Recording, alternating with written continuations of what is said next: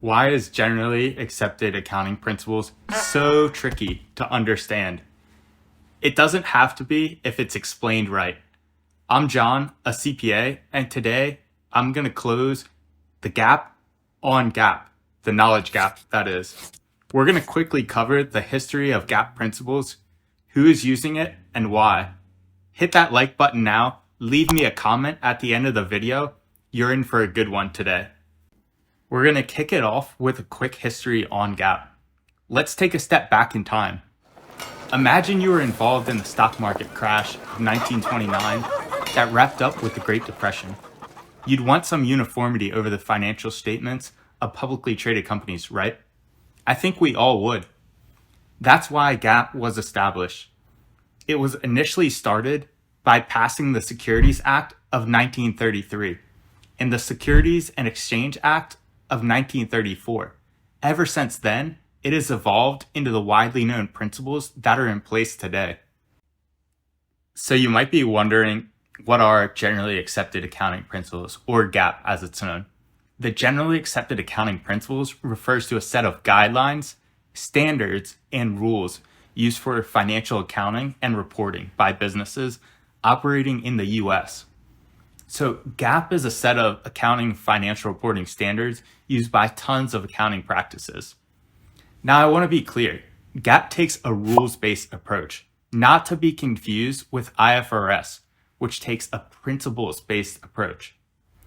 GAAP, developed and overseen by the Financial Accounting Standards Board, otherwise known as FASB, the aim of GAAP is to ensure consistency, completeness, and comparability in the way that organizations present their financial statements. Now, public companies, private companies, not-for-profits, and government entities all have the option to adhere to GAAP, and most do. The Accounting Standards Codification, or ASC for short, is the single source of GAAP. FASB maintains the Accounting Standards Codification. I don't want to stray too wide, but it's worth noting that FASB is overseen by the Financial Accounting Foundation, or FAF.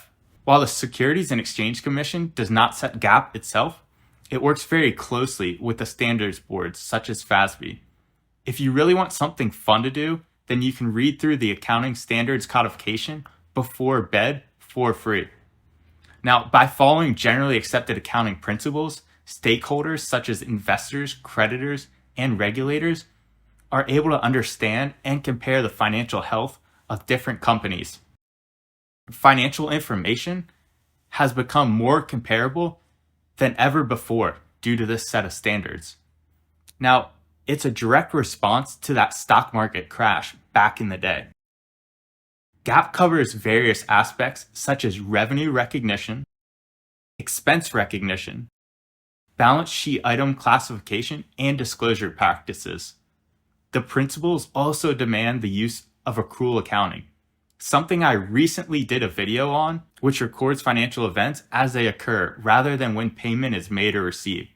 While GAAP is not legally binding, it's considered the gold standard in accounting, and entities ignoring it risk losing the potential trust of investors and lenders. The SEC even requires publicly traded companies to use GAAP for financial reporting.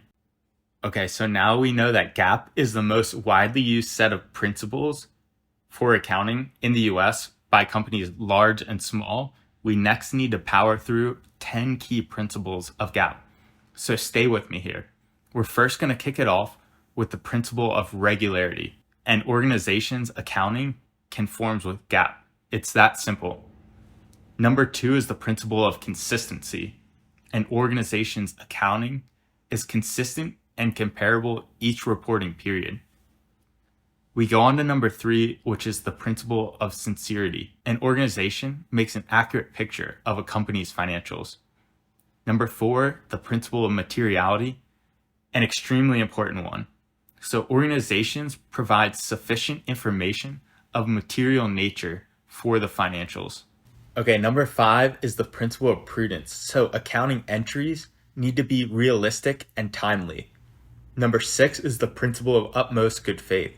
Accountants in the accounting process need to act with honesty and high standards of care. Going on to number 7, the principle of permanence of methods. This states that procedures used in the financial reporting process will have a permanence and consistency to them. Reporting period over reporting period. This means you shouldn't expect a bunch of changes year over year with the procedures used in financial reporting. All right, we're at number 8, which is the principle of non-compensation. All of an organization's performance, whether that's positive or negative, needs to be reported. There's no expectation of debt compensation. This means that assets can't offset debt in the financial statements or vice versa. Now, number 9 is the principle of continuity, but you might have also heard of the going concern assumption. Now, the principle of continuity, it states that it's assumed a business will continue to operate. Rounding it out with the last one, which is number 10, the principle of periodicity. Now, this says that all figures should be reported in the period that they represent. Accrual accounting, anyone? Does it sound familiar? If not, go watch my video on accrual accounting. This principle also states that companies should report on standard intervals, like yearly or quarterly. With that, let's hit the key takeaways of GAAP. It was started as a response to the stock market crash in 1929. It's a rules-based framework. GAAP looks to promote consistency, completeness, and comparability. There are 10 key principles of GAAP. While you don't need to memorize all of these, you should at least understand them over time. If any of them are confusing you or you're getting stuck, I'm happy to expand on them, but let me know in the comments below. Lastly, the Financial Accounting Standards Board, FASB, oversees GAAP. So what should you learn next? If you feel like you came out of this knowing a bit more on GAAP, please support the channel and subscribe. I'd highly recommend you watch the video on IFRS if you haven't already done so. If you have, it's worth watching the video where I compare and contrast GAAP versus IFRS. Keep learning, and I'll see you soon.